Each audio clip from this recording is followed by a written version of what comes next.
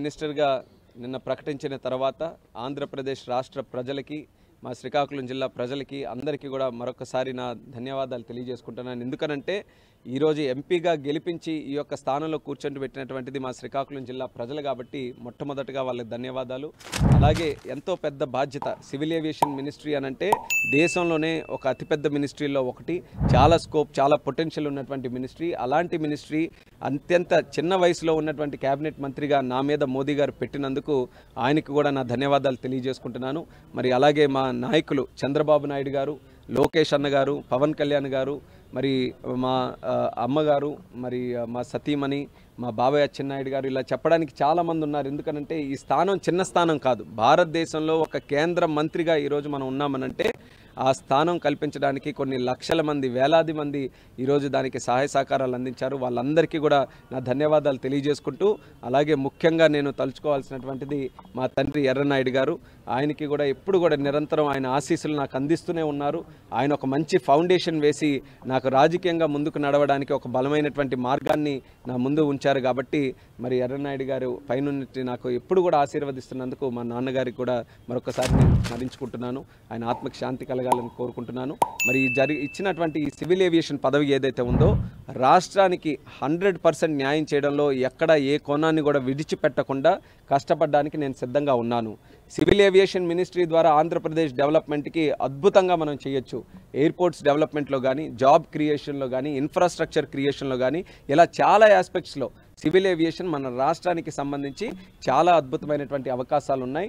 అన్నిటికంటే ముందు టాప్ ప్రయారిటీగా మనం తీసుకుంటే భోగాపురం ఎయిర్పోర్ట్, దాన్ని జెట్ స్పీడ్లో కంప్లీట్ చేసి దానికి అక్కడ ఇన్ఫ్రాస్ట్రక్చర్ అంతా కూడా పూర్తి చేసి ఇమీడియట్గా ఒక ఫ్లైట్ ల్యాండింగ్ అయ్యే విధంగా ఒక పక్కా ప్లానింగ్తో ఒక మిషన్ మోడ్ మీద, వార్ ఫుటింగ్ మీద భోగాపురం ఎయిర్పోర్ట్ని మేము కంప్లీట్ చేసి ఉత్తరాంధ్రకే ఒక ప్రధాన హబ్గా ఆ ఎయిర్పోర్ట్ని మేము తయారు చేయబోతున్నామని కూడా నేను ముందుగా హామీ ఇస్తున్నాను.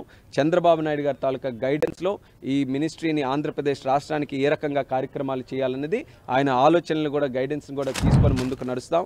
అలాగే నా వ్యక్తిగతంగా కూడా ఈరోజు చిన్న వయసులో ఒక మినిస్ట్రీ నా భుజాల మీద పెట్టడం జరిగింది కాబట్టి దేశ ప్రజలకు కూడా ఒక మెసేజ్ మనం అందించాలి, ఒక మార్క్ మనం ఇవ్వాలి.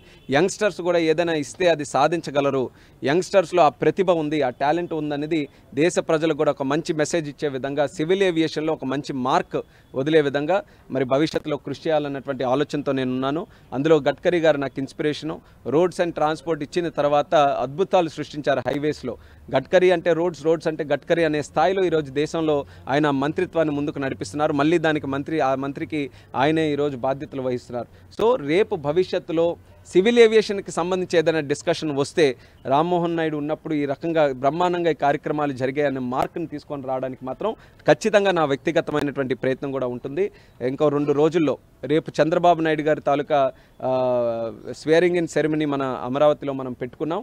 అది అయిన వెంటనే మళ్ళీ ఇక్కడ ఛార్జ్ తీసుకొని మినిస్ట్రీకి రివ్యూ మీటింగ్స్ అన్నీ కూడా పెట్టుకొని ఒక విజన్ని తయారు చేసి దేశానికి అలాగే మన రాష్ట్రానికి ఈ సివిల్ ఏవియేషన్కి సంబంధించి ఒక విజన్ తయారు చేసుకొని ముందుకు నడుస్తున్నాం. మరి గతంలో ఈ మినిస్ట్రీని హ్యాండిల్ చేసినటువంటి జ్యోతిరాదిత్య సింధియా గారు, ఆయనతో కూడా నేను వెళ్ళి కూర్చుంటాను, ఆయన కూడా కలుస్తాను. ఆయనది కూడా ఏ రకంగా గతంలో కార్యక్రమాలు నడిచేవో ఆయన దగ్గర కూడా తెలుసుకొని ఎక్కడ కూడా డిస్కంటిన్యూటీ లేకుండా ఈ దేశంలో సివిల్ ఏవియేషన్ మినిస్ట్రీ బలంగా ముందుకు నడిపిస్తాను. నిన్న మోదీ గారితో కూడా క్యాబినెట్ మీటింగ్ అయిన తర్వాత మాట్లాడాం.